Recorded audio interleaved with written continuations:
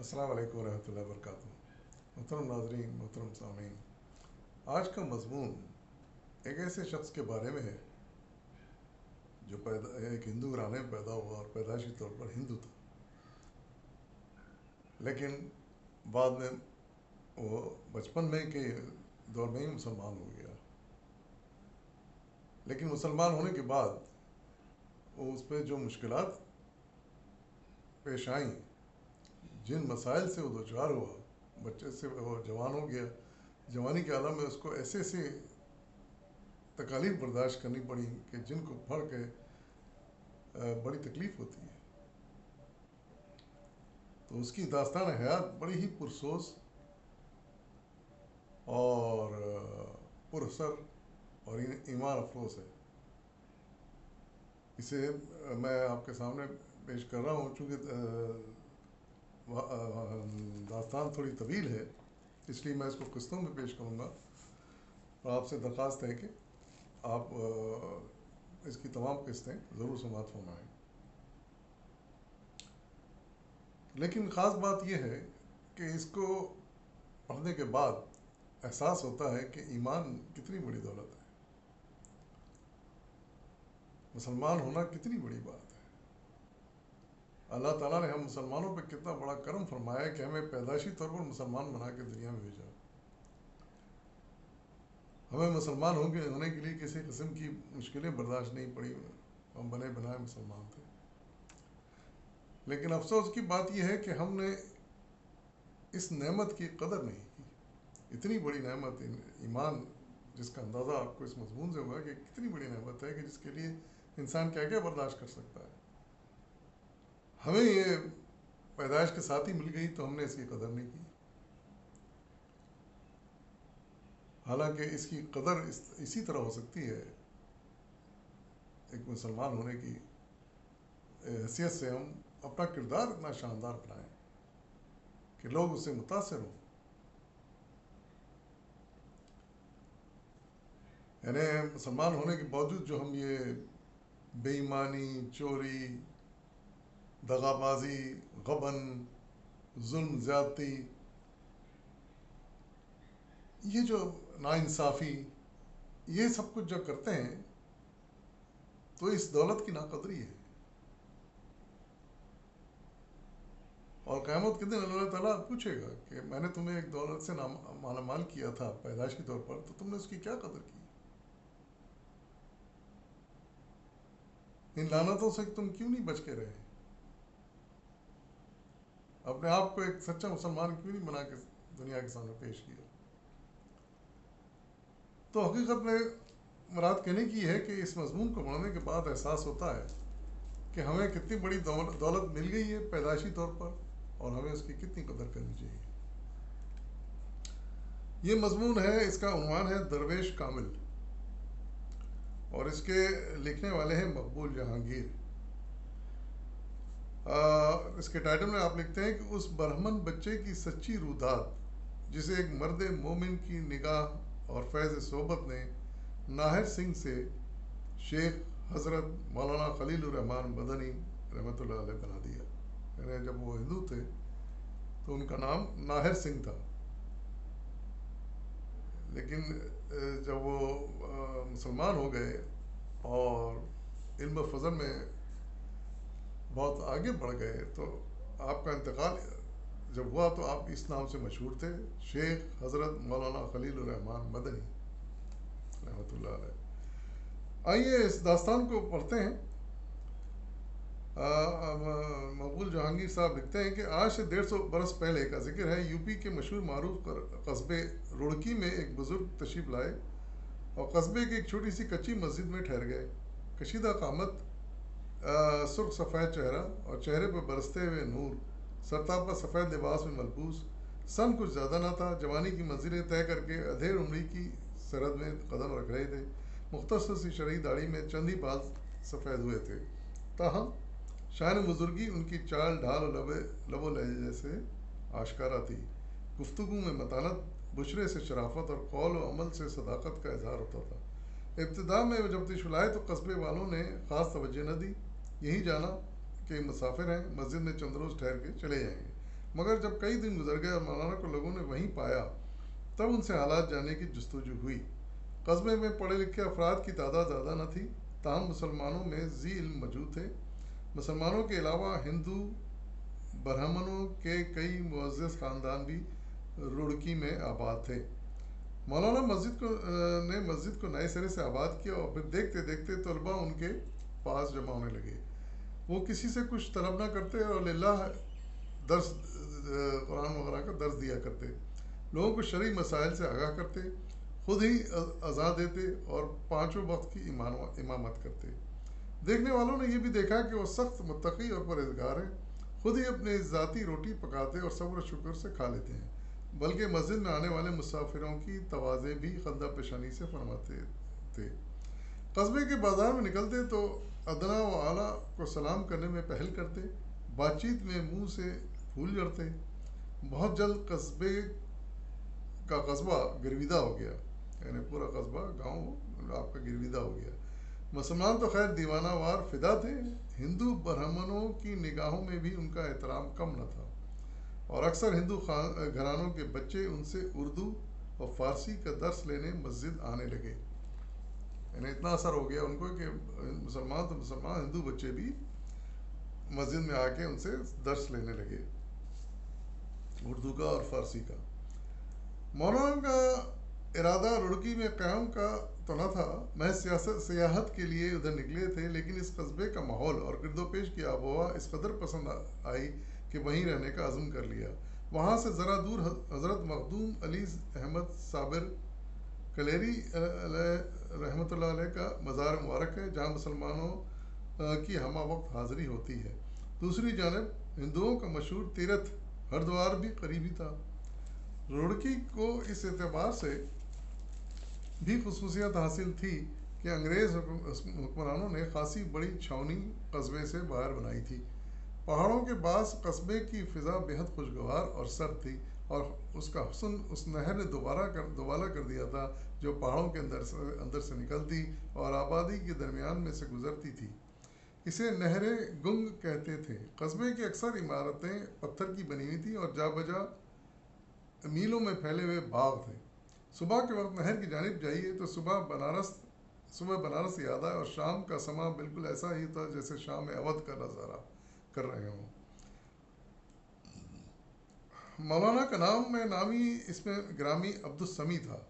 یہ مولانا جن کا ذکر ہو رہا ہے جو مسجد میں آئے اور وہاں ٹھہرے اور امام بن گئے اور مسجد کا نظام سنبھالنے لگے، ان کا نام عبدالسمی تھا اور بے دل تخلص کرتے تھے۔ شاعری میں مرزا غالب سے تلمس تھا، اور اگرچہ شعر کہنے کا ذوق باقی نہ رہا تھا، یعنی پہلے کہتے تھے اب شوق باقی نہیں تھا، تاہم مبدائے فیض کا کرم تھا کہ جب شعر کہنے کا ذوق غالب ہوتا تو نعت کہتے تھے۔ یہ حالت اس وقت سے شروع ہوئی جب شیخ العرب العجم حضرت حاجی امداد اللہ مہاجر مکی کے دست حق پرست پر بیعت کا شرف نصیب ہوا۔ یعنی آپ نے مشہور بزرگ ہیں یہ وہاں کے امداد اللہ مہاجر مکی، تو ان کے ہاتھ پر آپ نے بیعت کر لی تھی، اور اس کے بعد سے پھر وہ شعر و شاعری چھوڑ کے نعت وغیرہ کہنے لگے تھے۔ بعد میں حاجی صاحب نے خلافت عطا فرمائی اور مجاز بیعت بھی ہوئے۔ اس کے بعد ایک قلم مولانا کی ظاہری حالت بدلی تھی، یک باطنی کیفیت بھی کچھ سے کچھ ہو گئی۔ یعنی حاجی امداد اللہ مہاجر مکی کے صحبت میں رہنے سے، ان کا شاگرد بننے سے آپ کے جو نا طبیعت مزاج میں بڑی تبدیلی آئی اطوار میں، اور آپ بہت ہی صوفیانہ طرز اختیار کر لیا آپ نے۔ مولانا کا آبائی وطن قصبہ کرم پور مہنیاران تھا۔ ان کے والد محمد یوسف اپنے دور کے کامل فن طبیب ہوئے ہیں۔ مولانا عبدالسمی نے والد سے ابتدائی درسی کتابیں پڑھیں، اور جب علم کا شوق ہوا تو شہر علم دلی تشریف لے گئے۔ اس زمانے میں بالکل نوجوان تھے اور وہی مسیں بھی نہ بھیگی تھیں۔ والد نے حضرت صہبائی کے نام رقہ لکھ دیا تھا۔ صہبائی کسی تعارف کے محتاج نہ تھے، دلی کا بچہ بچہ انہیں جانتا پہچانتا تھا۔ دلی کالج میں عربی فارسی پڑھاتے تھے، ہزاروں شاگرد تھے، مشاہیر دلی سے دوستانہ اور برادرانہ تعلقات استوار تھے۔ حکیم مومن خان مومن ذوق مرزا غالب سے بے تکلفی تھی۔ انہوں نے عبدالسمیع کو اپنا فرزند سمجھ کر محبت کی اور شفقت سے پڑھایا، یعنی وہ پھر دلی چلے گئے تھے اور وہاں انہوں نے صہبائی صاحب کی شاگردی اختیار کر لی تھی۔ انہوں نے عبدالسمیع کو اپنا فرزند سمجھ کر محبت اور شفقت سے پڑھایا، پھر صدور مولانا مفتی صدر الدین آزردہ کے سپرد کر دیا۔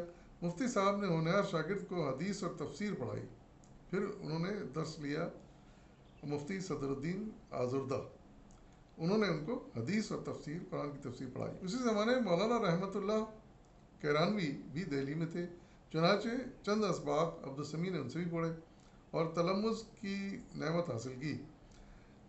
قیاس ہے کہ اسی دوران میں حضرت حاجی امداد اللہ کی نگاہ شفقت بھی مولانا عبدالسمیع پر پڑی اور انہوں نے انہیں اپنی طرف کھینچ لیا۔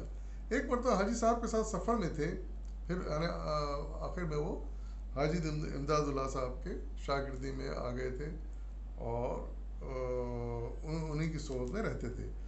تو ایک مرتبہ ان کے ساتھ سفر کر رہے تھے کہ جب قصبہ جنجان ضلع مظفر نگر میں داخل ہوئے تو حاجی صاحب نے پر مان عجب کیفیت طاری ہوئی، یعنی سفر کا حال بتا رہے ہیں کہ حاجی امداد اللہ صاحب کے ساتھ اپنے استاد کے ساتھ وہ سفر کر رہے تھے تو راستے میں عجیب کیفیت طاری ان کے استاد پر ہوئی۔ ایک درخت کے نیچے ٹھہرے اور مولانا عبدالسمیع کی طرف دیکھ کر فرمایا، میاں جانتے ہو یہ درخت کیا ہے؟ مولانا عبدالسمیع بہت مبہوت ہو کر حاجی صاحب کا روئے انور دیکھتے رہے اور زبان سے کچھ نہ بولے۔ حاجی صاحب نے آبدیدہ ہو کر فرمایا، یہ وہ درخت ہے جس کے سائے میں سراج السالکین زہد العارفین حضرت میاں جی نور محمد صاحب خود نے ہمیں بیت سے نوازا تھا، یعنی ان کے بھی جو تھے استاد تھے اور امام تھے جنہوں نے ان کو بیت سے نوازا تھا، ان کا ذکر کیا انہوں نے۔ پھر حاجی امداد اللہ نے وہی کلائے مبارک اپنے سر سے اتار کر عبدالسمیع کے سر پر رکھ دی جو میاں نور محمد نے حاجی صاحب کے سر پر رکھی تھی، یعنی ان کے جو استاد تھے امام تھے انہوں نے ایک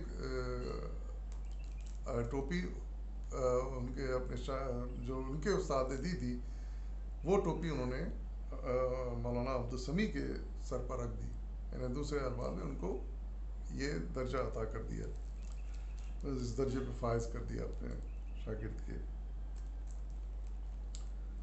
1857 کے ہنگامے میں مولانا عبدالسمیع بڑی مشکل سے جان بچا کر دلی سے نکلے اور مختلف شہروں اور قصبوں میں گھومتے رہے مگر کہیں امن چین نہ پایا۔ آخر قدرت کے نادینہ ہاتھ نے راستہ دکھایا اور مولانا رڑکی میں آن کر ٹھہرے، یعنی پھر اس کے بعد 1857 کی جنگ آزادی کے بعد ظاہر ہے سب لوگ ادھر ادھر ہو گئے تھے، گھروں کو چھوڑ کر ان کو بھاگنا پڑا تھا، ایسے ہنگامے چل رہے تھے تو آپ بھی ادھر ادھر ہوتے رہے۔ پھر اس کے بعد آخر آ کے وہ رڑکی جو ہے گاؤں وہاں پر ٹھہرے۔ کبھی کبھی حضرت مخدوم علاء الدین صابر کلیری کے مزار پر حاضر ہوتے اور خاصی دیر تک مراقبے میں رہتے۔ ایک بزرگ کا وہاں مزار تھا رڑکی میں، علاء الدین صابر کلیری، تو وہ مولانا عبدالسمیع ان کے مزار پہ جاتے تھے اور وقت گزارتے تھے اور خاصی دیر تک مراقبے میں بھی رہتے تھے، یعنی اللہ تعالیٰ کی یاد وہاں بیٹھ کے وہاں پر مزار پہ کیا کرتے تھے۔ ایک دن اسی عالم میں تھے کہ اپنے پیر و مرشد حضرت حاجی امداد اللہ کا سراپا دکھائی دیا، یعنی حاجی امداد اللہ سے شروع میں ان کا ساتھ رہا، ان کے شاگرد رہے، ساتھ رہے، ان سے درس لیتے رہے، لیکن بعد میں وہ الگ ہو گئے تھے۔ بعد میں آ کر وہ رڑکی جب پہنچے وہاں اس وقت وہ ان کے ساتھ نہیں تھے، تو انہی کو پھر وہ یاد کر رہے ہیں اور وہ اب بتا رہے ہیں واقعہ۔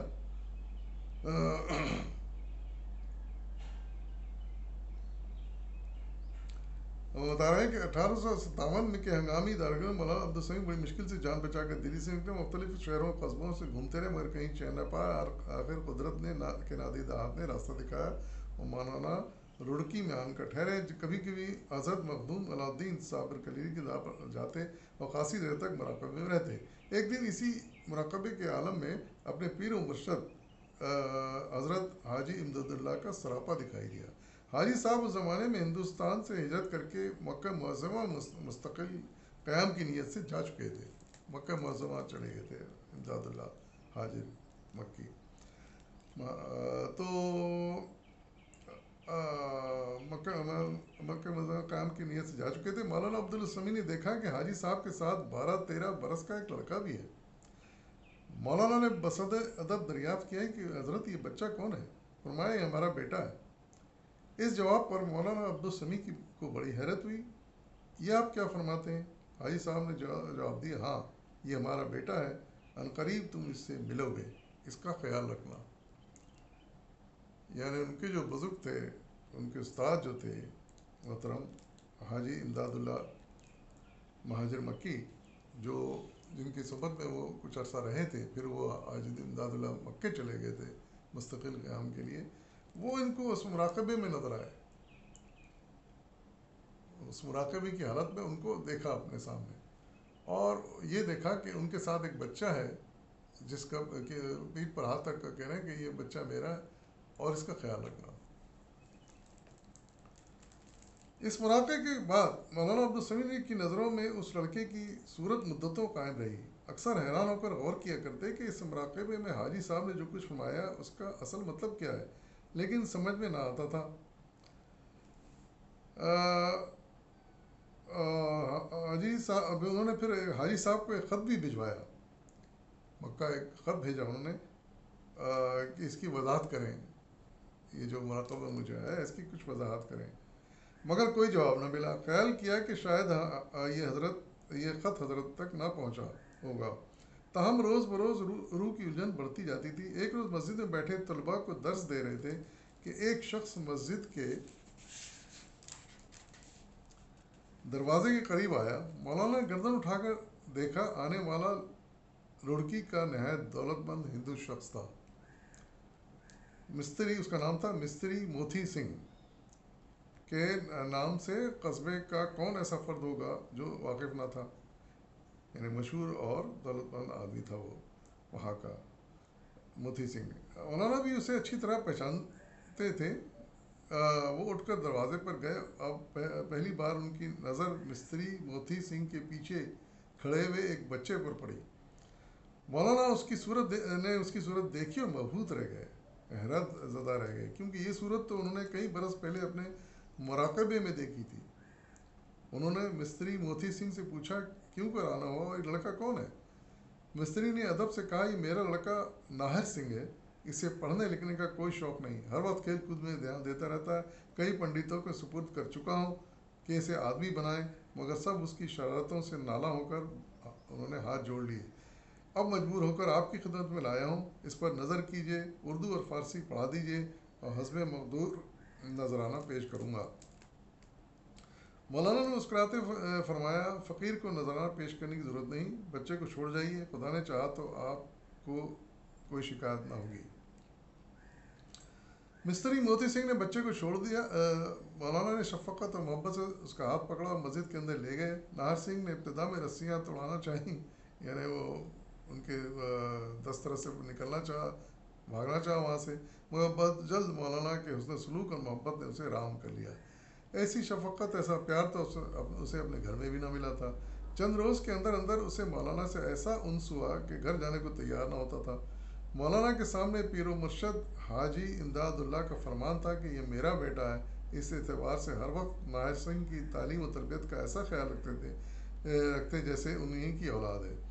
دیکھتے دیکھتے ناہر سنگھ نے فارسی کی ابتدائی کتابیں ختم کر لی اور مولانا نے اسے قرآن مجید پڑھانا شروع کیا، تاہم اتنا ضرور سمجھایا کہ ابھی اپنے گھر والوں سے اس کا ذکر نہ کرنا۔ آہستہ آہستہ ناہر سنگھ کے ذہن میں ایک عجیب انقلاب برپا ہونے لگا۔ مولانا اسے سیرت رسول اور اصحاب رسول کے واقعات سنایا کرتے اور خود بہت اچھے قاری تھے۔ جب طلبہ پڑھ کر رخصت ہو جاتے تو ناہر سنگھ کے سامنے بٹھا کر قرآن کی تلاوت کرتے، یہاں تک کہ ایک روز ناہر سنگھ نے روتے ہوئے ان کے قدموں پر سر رکھ دیا اور اسے کفر کی تاریکیوں سے نکال کر اسلام کے نور سے منور کرنے کی التجا کی۔ یعنی ناہر سنگھ اتنا ان کے تلاوت سے، ان کے درس سے، ان کے کردار سے متاثر ہوا وہ بچہ کہ ایک دن اس نے قدموں پہ سر رکھ دیا اور کہا کہ مجھے آپ اسلام سے مشرف کر دیں۔ ناہر سنگھ نے جب مولانا کی شاگردی میں داخل ہوا تھا تو اس کی عمر 12 برس کی تھی۔ 6 سال گزر گیا تھا، اب وہ 18 برس کا نوجوان تھا اور مروجہ قانون کی روح سے قطعی بالغ اور عاقل، چنانچہ مولانا سے دائرہ اسلام میں داخل کر لیا۔ یعنی 18 سال کی چونکہ عمر ہو چکی تھی، اب وہ قانونی طور پر اس کو اختیار تھا کہ وہ جو چاہے مذہب اختیار کرے، تو قانونی طور پر یہ اس کو اجازت تھی، تو اس نے مولانا کے ہاتھ پر اسلام قبول کر لیا اور اس کا مولانا نے عبدالسمیع صاحب نے اس کا نام ہندوانہ نام بدل کر اس کا نیا اسلامی نام خلیل الرحمن رکھا۔ یعنی یہ یہاں تک کہانی پہنچی کہ وہ مسلمان ہو گئے۔ اب اس کے بعد کے جو حالات ہیں وہ بھی بڑے دلچسپ ہیں اور سبق آموز ہیں، ضرور پڑھیے گا۔ میں اگلی قسط میں انشاءاللہ اس کے بعد کے حالات پیش کروں گا۔ اجازت دیجیے، فی امان اللہ۔